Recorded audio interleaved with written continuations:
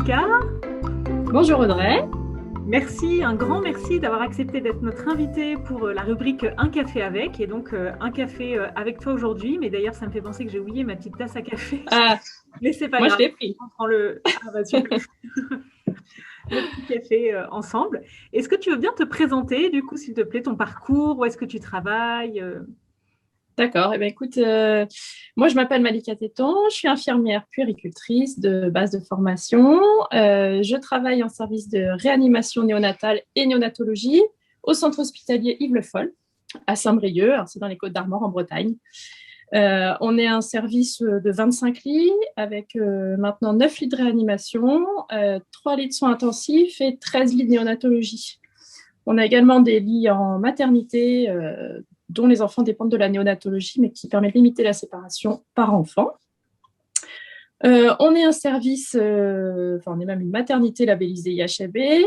On a repassé notre label l'année dernière d'ailleurs. Et on est également un service... Juste préciser, IHAB? Ah oui, l'IHAB, c'est Initiative Hôpital Ami des Bébés. Donc, c'est un label en fait qui...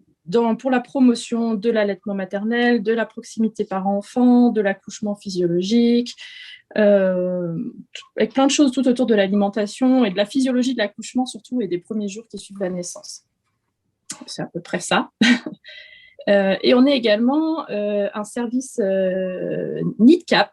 Alors, le NIDCAP, c'est un programme de soins. Donc ça, c'est vraiment en lien avec la néonatologie et la réanimation néonatale. En fait, ce sont des professionnels formés, des pédiatres et des puéricultrices qui font des observations fines des enfants dans le but d'individualiser les soins à chaque bébé à un instant T, d'aider la famille et son bébé à pouvoir se rencontrer et de lui donner les soins les meilleurs possibles au moment où on le voit. Voilà. Quoi de plus? Moi, du coup, je me suis spécialisée sur les troubles de l'oralité. C'est quelque chose qui m'intéressait beaucoup depuis le démarrage de ma pratique, avec tous nos petits prématurés et puis tous les enfants à terme aussi qui peuvent avoir des soucis divers et variés. Donc, j'ai fait différentes formations, dont les DU avec toi, notamment sur l'île et Paris. Récemment, j'ai également fait une formation avec le centre de Luciole Formation sur Angers, avec Benoît Chevalier, pour en rajouter un petit peu. Et puis, il y a 1 an, on a ouvert sur l'hôpital un hôpital de jour sur des consultations sur les troubles de l'oralité alimentaire pour les enfants tout venant. Donc, en gros, de 0 à 6-7 ans, avec ou sans handicap. Voilà, donc c'est une consultation multidisciplinaire, celle-ci, avec un pédiatre, moi-même, et une orthophoniste ou un orthophoniste. D'accord. Là, c'est une consultation d'orientation. D'accord. Ils viennent sur quelles indications? Alors, ça peut être en sortie de néonat ou ça peut être après, un petit peu plus tard? Tout à fait. Ça peut être en sortie de néonatologie, ça peut être en sortie de service de pédiatrie aussi, parce qu'il y a quand même souvent des enfants qui sont hospitalisés pour des difficultés alimentaires. Ça peut être aussi sur demande d'orthophonistes libérales, d'ergothérapeutes, de psychomotes, de médecins libéraux, parce qu'on essaye de promouvoir un peu tout ça et puis surtout de faire découvrir les troubles de l'oralité chez l'enfant tout venant. Et on a même maintenant des médecins traitants qui nous adressent des enfants. Donc, ça peut être des parents aussi, des fois, qui ont entendu et qui prennent contact directement avec nous. D'accord. Voilà. Super. À peu près le parcours que j'ai pour l'instant. Un sacré parcours, hein, c'est super. Et est-ce que tu pourrais nous en dire plus un peu sur les bébés que vous accueillez du coup dans ton service? Quelles sont leurs spécificités de tous ces bébés que tu accompagnes? Leur âge gestationnel, est-ce qu'ils ont des pathologies ou pas? Les soutiens techniques et environnementaux dont ils ont besoin?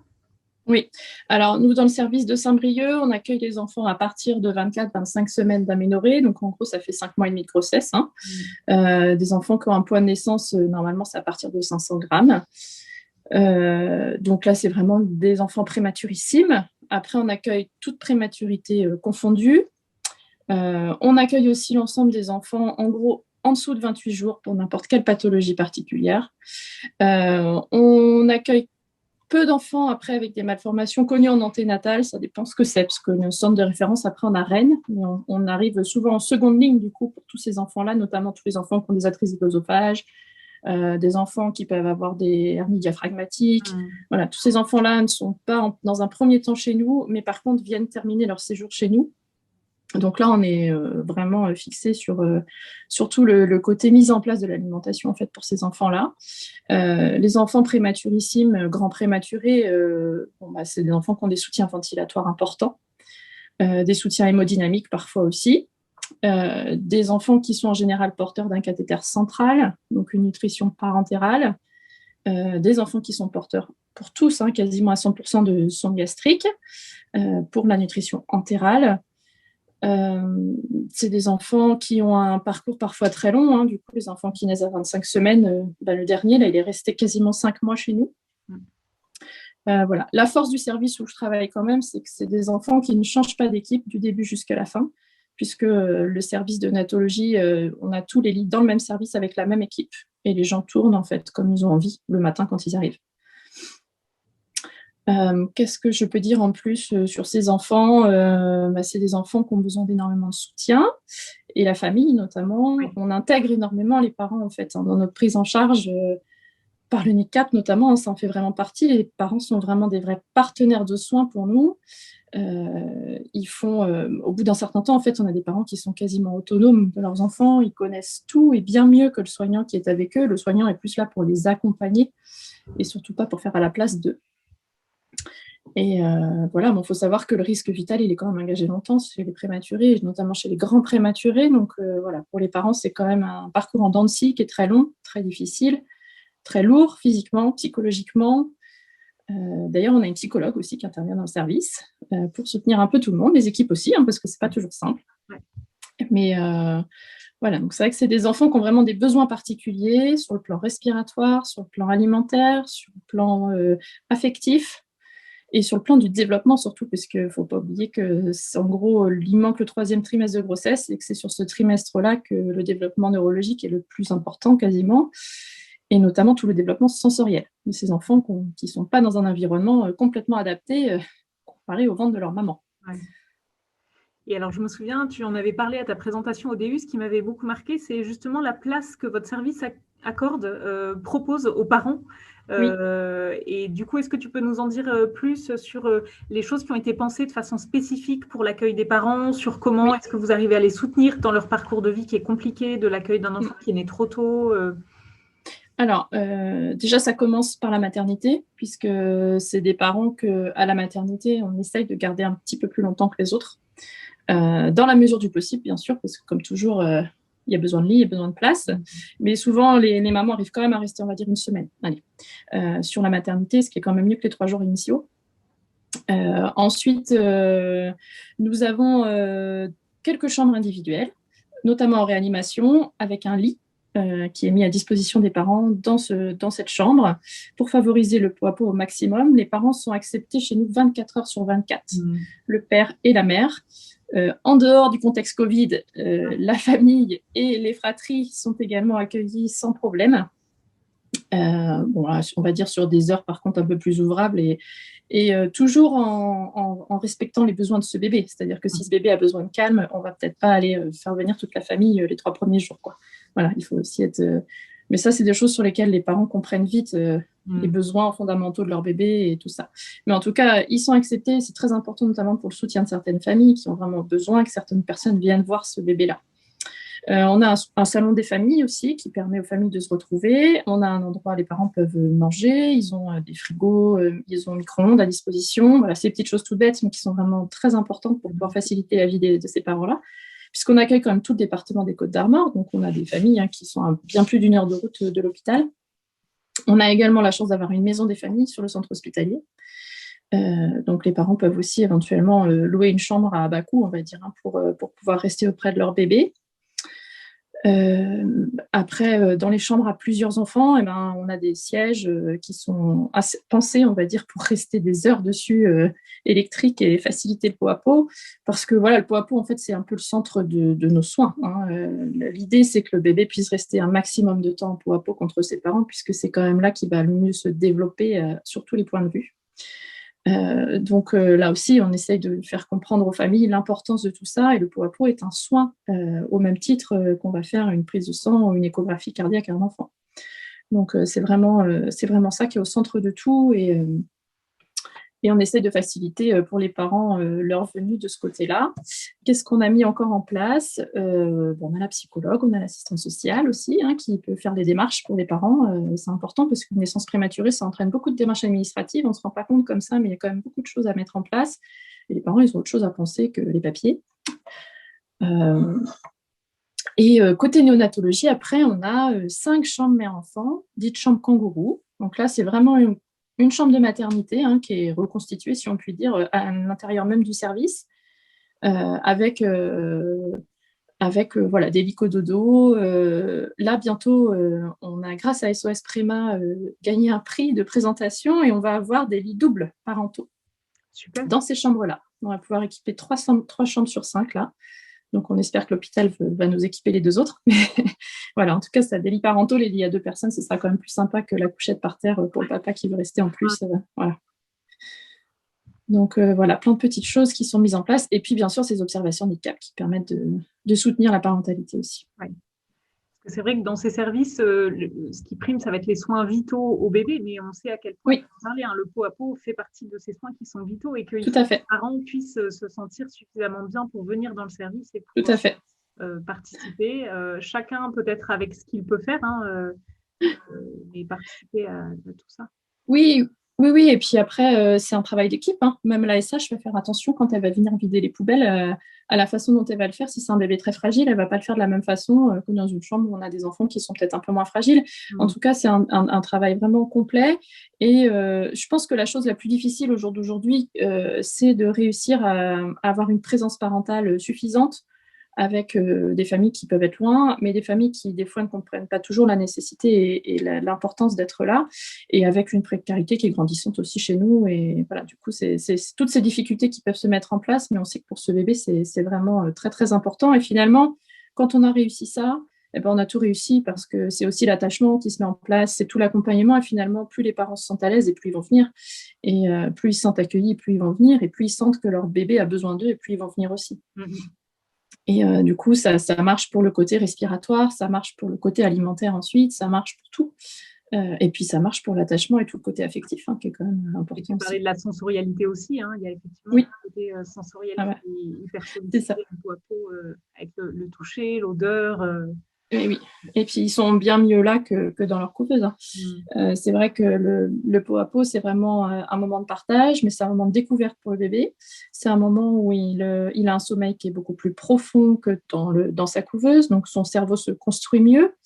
C'est un moment pour l'allaitement maternel et pour l'alimentation qui est ultra important, même si le bébé n'est pas forcément en capacité de téter réellement, il peut être au contact du sein de sa maman, il peut le lécher, il a les odeurs, même s'il est intubé, même s'il a une CPAP. La CPAP, c'est un masque qui envoie de l'air très fort, clairement, dans les poumons du bébé. Ça quand même, c'est des bébés qui ont le visage complètement recouvert par des scotch, par des fils de partout. Donc tous ces petits moments qu'ils peuvent avoir contre la peau de leurs parents, c'est vraiment des moments naturels et qui leur permettent de faire des découvertes adaptées, surtout, et de limiter la dissensorialité qu'il pourrait y avoir plus tard. Et donc, on parlait un petit peu des difficultés alimentaires aussi tout à l'heure. Est-ce que tu pourrais nous dire, du coup, quel est le parcours par lequel peut passer un bébé quand il naît trop tôt et qu'il n'a pas encore acquis la compétence de succion, déglutition, respiration? Comment ça se passe et quels sont les supports à l'alimentation orale qui sont proposés? Alors, du coup, l'alimentation orale, elle va beaucoup dépendre de l'autonomie respiratoire du bébé. Parce que si on ne sait pas respirer, on ne peut pas s'alimenter correctement. Ça, je pense que c'est un b.a.-ba. Qu'on soit bébé, qu'on soit adulte d'ailleurs, ça marche, c'est pareil.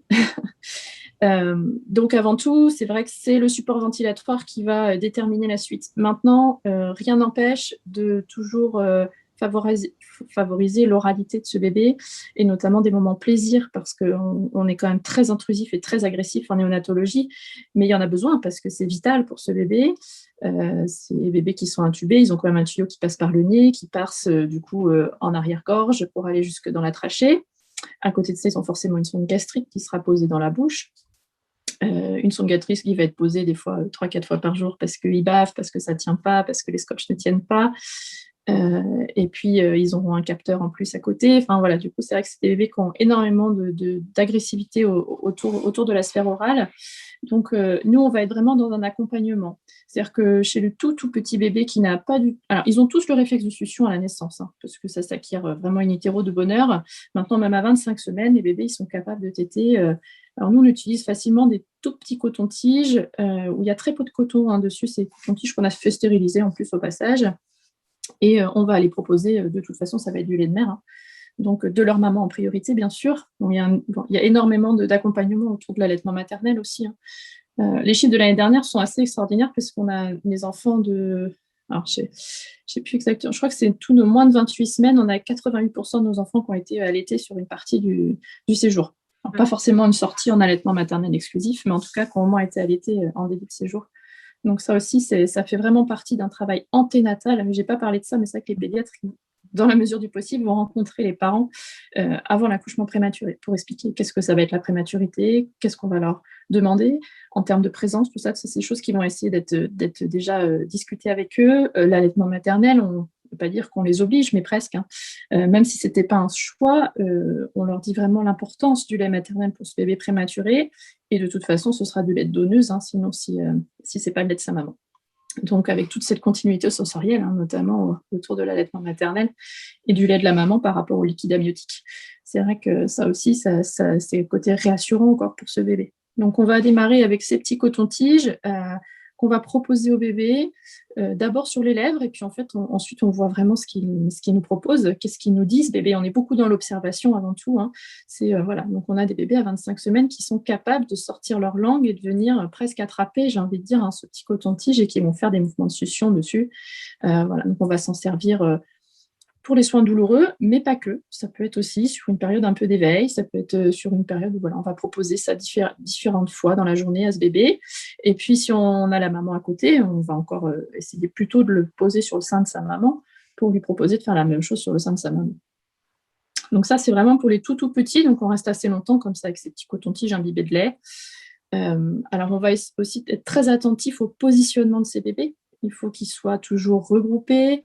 On va être attentif dans la couveuse à ce qu'ils aient facilement les mains à la bouche, les deux mains serrées près de leur bouche, de façon à ce qu'ils puissent faire leurs propres expériences aussi. Les pieds qui vont être aussi serrés, avec des bébés qui vont être en forme fétale, en fait, hein, emmaillotés dans des langes. Donc ça aussi, ça fait partie pour la sensorialité, mais aussi pour le développement alimentaire, finalement, ça en fait partie et c'est très important, ce soutien postural qu'on peut apporter à ces enfants dès tout petits. Quand ils vont grandir un petit peu, on va pouvoir leur proposer des petites tétines qui sont adaptées aux bouches des prémas. Et là, quand on a un enfant un peu plus acteur, même avec un soutien ventilatoire, alors intubé en général pas trop parce qu'ils sont sédatés tout simplement parce que l'intubation c'est pas agréable, donc ils sont quand même relativement endormis par des différentes drogues. Par contre, dès qu'ils vont être en CPAP, hein, donc ce masque qu'on laisse sur le nez de l'enfant tenu avec un harnais, hein, donc en gros, ils ont vraiment un casque sur la tête, ces bébés. Et là, on a des enfants qui sont en capacité réellement de déglutir des petites gouttes de lait qu'on va pouvoir leur apporter avec une seringue à côté de la tétine. Donc voilà, tout ça pareil. Donc, avant une alimentation, s'ils sont en stade d'éveil, c'est plutôt intéressant de le faire à ce moment-là quand on peut. Ça peut être toujours pareil, hein, en contact sein de la maman. Ça peut être aussi, ça c'est des soins vers lesquels on va amener les parents à les faire avec nous en fait au maximum. Et quand le bébé a la bouche suffisamment grande, on va plutôt prioriser d'ailleurs le doigt du parent plutôt qu'une tétine ou qu'un coton-tige dès que ça va être possible pour que le parent soit le plus vite acteur de l'alimentation de leur bébé. Alors ensuite, tous ces enfants, ils ont un cathéter central, hein, pour une nutrition parentérale, mais rapidement, on va aller leur proposer, ils vont avoir du lait qui vont passer par la sonde gastrique, parce qu'il faut que les intestins soient en contact avec ce lait, qu'ils puissent se mettre en route, que le transit puisse se mettre en place, voilà, parce que la nutrition parentérale, on sait tous que c'est quelque chose qui est nécessaire, mais qu'il faut limiter dans le temps au maximum quand on peut. Donc, on va essayer d'aller vite supplémenter par ce lait qui va être enrichi au fur et à mesure. Donc, là aussi, le lait, on va essayer au maximum de le passer de façon physiologique, c'est-à-dire qu'on ne va pas forcément... Alors, je pense que vous connaissez tous les pouces-seringues électriques pour envoyer le lait dans la sonde gastrique. C'est pas forcément la chose qu'on va utiliser le plus chez ces enfants. Nous, on va essayer de faire ce qu'on appelle de la tulipe, une alimentation par sonde dirigée. Donc, du coup, là, c'est vraiment le lait qui va descendre par gravité dans la sonde en fonction de ce que, là aussi, va nous montrer le bébé, de sa tolérance à l'alimentation qui est en train de passer au niveau de son estomac. Et là aussi, on va essayer d'accompagner les parents là-dessus. Et rapidement, hein, les parents, ils sont autonomes sur l'alimentation de leur bébé. Ils font eux-mêmes les tulipes.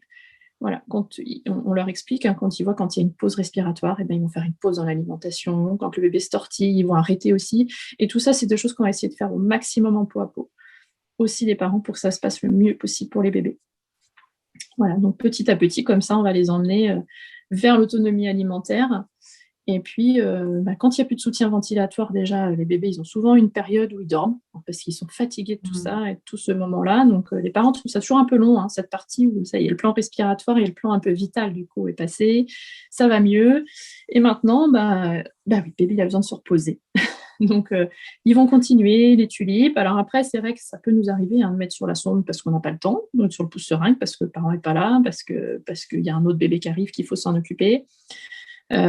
Après, le pouce-seringue, il peut nous servir aussi de façon transitoire, hein, chez des bébés qui vraiment ont des grosses difficultés à tolérer l'alimentation, mais il faut qu'on avance. Et quand même, c'est dur d'entendre ça, mais moi-même, des fois, en tant que soignante, je trouve ça dur d'entendre il faut qu'on avance, mais oui, il faut qu'on avance. Les enfants grandissent, la nutrition parentale, c'est pas sain, vraiment. Donc, on peut mettre en des nutritions en continu, hein, on a quand même beaucoup de prématurés qui passent par un temps comme ça, mais l'idée est toujours d'aller réévaluer les choses.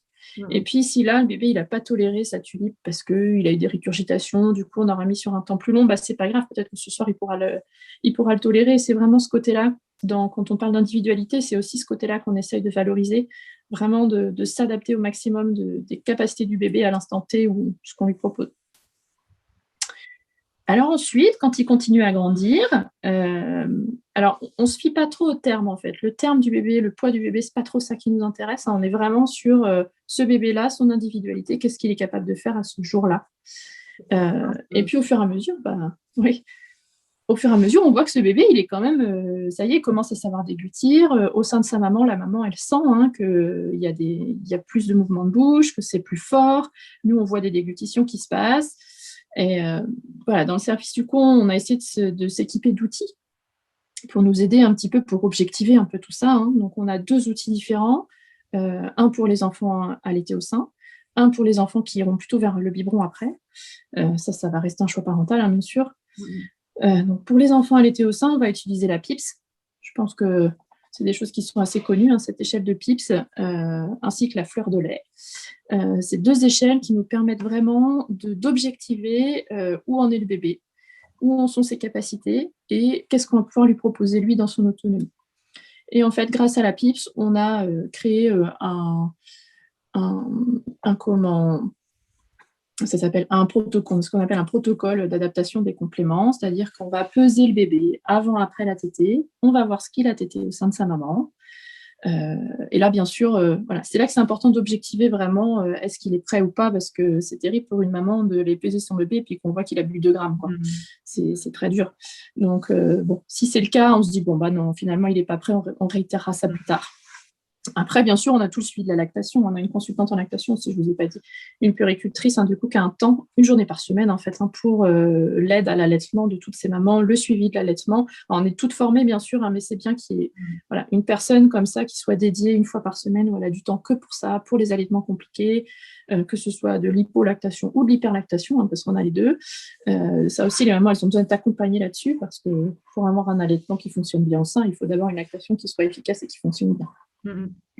Donc, on utilise beaucoup le lait cru des mamans, c'est-à-dire qu'elles le tirent et il est donné directement au bébé, hein. Il est préparé chez nous, on rajoute un peu les poudres d'enrichissement, tout ça qu'il y a besoin pour ces bébés, mais tout est fait tout de suite. Et ça aussi, pour les mamans, c'est une vraie valorisation, hein, de pouvoir, elles tirent leur lait et il est donné dans la journée à leur bébé, quoi. Donc ça, c'est quelque chose qui est sympa pour elles aussi, je pense. Donc voilà, on utilise ces protocoles-là et on a des histoires d'étapes en fait. C'est-à-dire que voilà, la première étape, on pèse avant-après, on voit ce qu'il a pris et puis ce qu'il n'a pas bu, on complète dans la sonde. Ou la maman complétera dans la sonde ou le papa. Enfin, voilà. Si la maman n'est pas là pour donner au sein, c'est le papa qui pourra donner au doigt paille. Donc là, c'est le principe, hein, le bébé de tête le doigt. Il y a une petite sonde à côté. Alors nous, on a changé un peu nos pratiques aussi là-dessus. On utilise maintenant des grandes sondes d'aspiration, toutes fines, des sondes de 4, dans l'idée qu'il y ait vraiment un débit que le bébé puisse vraiment gérer par lui-même. Parce qu'avant, on utilisait des sondes plus courtes et plus petites. Alors, c'est sûr, il buvait plus en quantité, hein, mais en qualité, ce n'était pas super finalement. Donc, on a beaucoup travaillé là-dessus, sur ce côté de vraiment qualitatif de la tétée. Et aussi que ce bébé puisse se muscler, tout simplement, parce que c'est des bébés qui sont quand même très hypotoniques. Et s'il y a bien des choses que j'ai appris en travaillant avec les orthophonistes, c'est tout le côté musculature de mâchoire et tout ce qu'on est hypotonie labiale et tout, sur lesquels on n'était pas très attentif. Et voilà, donc on a un peu changé nos pratiques de base par rapport à tout ça. Et même la solution non nutritive, du coup, hein, on en parle beaucoup, on l'utilisait déjà beaucoup, mais on l'utilise encore plus. Et avec ça, on arrive poussé de se dire que oui, il faut que ce bébé il fasse plein d'expériences, il faut qu'il se muscle sa mâchoire et sa langue. C'est vraiment important pour la suite. Donc voilà, et puis petit à petit, l'enfant passe ses petites étapes avec ses parents et puis finit par être autonome. Et voilà, donc ça, c'est pour le sein. Sur le biberon, on a un peu le même système. Donc là, on a créé une échelle que j'avais présentée au début d'ailleurs. Et ça y est d'ailleurs, qui vient d'être publié, là, au mois de mars. L'article est sorti. Tu rappelles les références pour qu'on les mette Et oui. Je m'avais dit qu'il fallait que je te le donne, mais je ne l'ai pas fait. Ah ouais. C'est dans la revue de périnatalité du mois de mars, du coup. Ça vient d'être publié, là. Donc, c'est une échelle, en fait, qui nous permet... Donc, nous, tous les enfants qui vont aller au biberon, ils passent tous d'abord par le doigt paille, parce que le biberon, c'est quand même difficile. Ça demande une grande maturité de coordination, déglutition, respiration, ce que les enfants prématurés n'ont pas forcément, et c'est des bébés qui font des très mauvaises expériences orales, hein, parfois au biberon, avec des fausses routes, ils s'étouffent, voire même des malaises, hein, sur des premiers biberons qui sont vraiment loupés. Ça fait peur à tout le monde, ça fait peur aux parents, ça fait peur aux bébés. Donc, sur tout ça, on est aussi très attentifs, et donc ils passent tous d'abord par le doigt paille de toute façon avant le biberon. Et on a créé sur le même principe qu'on a la PIPS, qui existe, qui est un score hein, qu'on fait, et ben, on a fait cette échelle au biberon aussi avec un score. Alors, on a d'abord la créé, l'échelle, elle est vraiment utilisable par tous les gens qui travaillent en néonatologie, même les parents finalement qu'on a bien accompagnés, je pense qu'ils peuvent vraiment l'utiliser également. Et puis, ça va nous donner un score qui va nous dire si l'enfant est prêt à téter à son biberon ou pas. Et puis, si le score est suffisant, on va dire, on pourra estimer que cet enfant est en capacité de pouvoir passer au biberon ensuite. Et là aussi, on a un système d'étapes où on laisse des plages d'autonomie à l'enfant, en fait. C'est ça qui est aussi important, c'est que sur un temps donné, il va avoir le droit de boire ce qu'il a envie. Le principal est qu'il ait sa ration sur 24 heures. Donc, voilà, parce que oui, il faut quand même avoir en tête que c'est des enfants qui ont besoin de grossir, qui ont besoin de grandir. Et la phase de développement, elle est là, elle n'est pas après. Donc, on ne peut pas se dire qu'un enfant qui ne prend pas de poids, ce n'est pas bon pour son développement cérébral, ce n'est pas bon pour son développement futur non plus. Donc, il y a toujours, bien sûr, cet enjeu du poids en néonatologie qui est un grand problème et une grande difficulté pour les parents. Mais en même temps, nous, c'est aussi le développement de ce bébé et sa vie future hein, qui se joue dans tout ça. Parce qu'on sait qu'un enfant qui a 2 ans qui n'a pas récupéré les courbes de croissance, il ne les récupérera jamais. Et qu'automatiquement, en termes de développement cérébral et neurologique, c'est un enfant qui, malheureusement, est à plus de risque d'avoir des difficultés, des troubles neurodéveloppementaux par la suite. Voilà. Donc, voilà ce que je peux dire pour ce qu'on met un peu en place. C'est beaucoup de choses. Ah ouais. Et puis, ce qu'on retient, c'est qu'il n'y a pas un parcours, il y a des parcours. Non, il y a des parcours. Des enfants, des parents, c'est un peu belle chimie entre tout ça. Hein, Tout à fait. Et autour de tout ça, je pense qu'il est important de dire aussi que gravite quand même toute une équipe paramédicale pluridisciplinaire. Donc, bien sûr, on a nous, les puéricultrices au quotidien, mais on a aussi la kiné qui intervient énormément sur le côté postural de ces bébés et très précocement. Qui va là aussi soutenir le bébé, soutenir les équipes, nous donner des conseils dans ce que nous, il faut qu'on applique tous les jours, parce que bien sûr, elle n'est pas là tout le temps, H24, mais par contre, s'il y a des petits messages à faire passer, elle les fait passer auprès des enfants, et c'est important, et il y a tout un soutien postural qui est travaillé, tout un soutien sensoriel qui est travaillé aussi avec ces bébés et la kiné. Et puis récemment, du coup, on a l'orthophoniste qui est arrivé dans le service. Avec la création de la consultation, on a obtenu un temps, enfin, d'orthophoniste. Donc, elle a, sur le principe, c'est 10% sur la semaine. Mais bon, elle est hyper disponible surtout, donc on l'appelle et puis elle vient.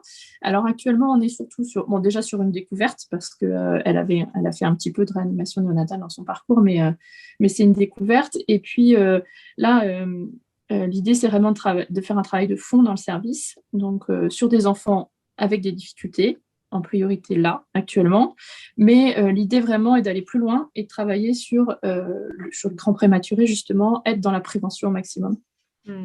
Et donc, on est en train de travailler avec elle ce côté-là, dire qu'est-ce qu'on pourrait mettre en place au sein même du service, sur quoi il faut qu'on soit encore plus attentive, sur quoi il faudrait qu'on travaille encore plus, qu'est-ce qu'elle pense de tout ça, de ce qu'on va pouvoir proposer à l'enfant et à sa famille. Et puis là, rien que le fait d'aller se présenter précocement aux parents en tant qu'orthophoniste, ça permet aussi de mettre un point sur, on a tout ce côté respiratoire, c'est sûr, mais on a aussi toute cette oralité qu'il faut soutenir, qui est nécessaire et qu'il faut soutenir de façon très précoce. Et ça permet aux parents aussi de se dire, bah oui, il y a ça aussi. Et c'est sûr, ça leur fait encore ça en plus, mais ils comprennent peut-être mieux aussi des fois pourquoi on fait certaines choses. Et voilà, là aussi, du coup, après... Et puis, elle fait un suivi en partie des enfants du service, chez les très grands prémas, notamment, sur tout ce qui est hypotonie, notamment. Voilà. Donc, elle peut travailler plus avec eux, plus que ce que nous, on était en capacité de faire, sur des massages, sur... après, c'est plein de choses. Elle travaille aussi avec la kiné en partenariat. Voilà. Donc, et on a une psychomote qui passe une après-midi par semaine également, qui fait le lien avec le CAMS, en fait, nous surtout, mais qui peut aussi venir voir des enfants en particulier, leur faire une petite séance, une approche aussi de psychomotricité, tout côté sensoriel aussi qui est travaillé avec elle pour ces bébés. Super, donc c'est un vrai travail à la fois d'équipe et puis à la fois autour du bébé, autour de ses parents, en leur laissant une vraie place à eux aussi de partenaires de soins. Super, c'est passionnant en tout cas. Un très grand merci d'être venu partager de tout ça. Et puis on sent que c'est un domaine qui t'anime et t'en parles avec beaucoup de passion. Oui, on pourrait y rester des heures, je pense, après. Mais c'est vrai que... On te réinvitera pour un autre café, on parlera de ton échelle et tout ça, ce serait super intéressant. Ah oui, pas de problème si tu veux. Super. Et écoute, un très très grand merci à toi. Merci d'avoir partagé ce café avec nous et puis à très bientôt. À bientôt Audrey, merci beaucoup. Au revoir Malika. Au revoir.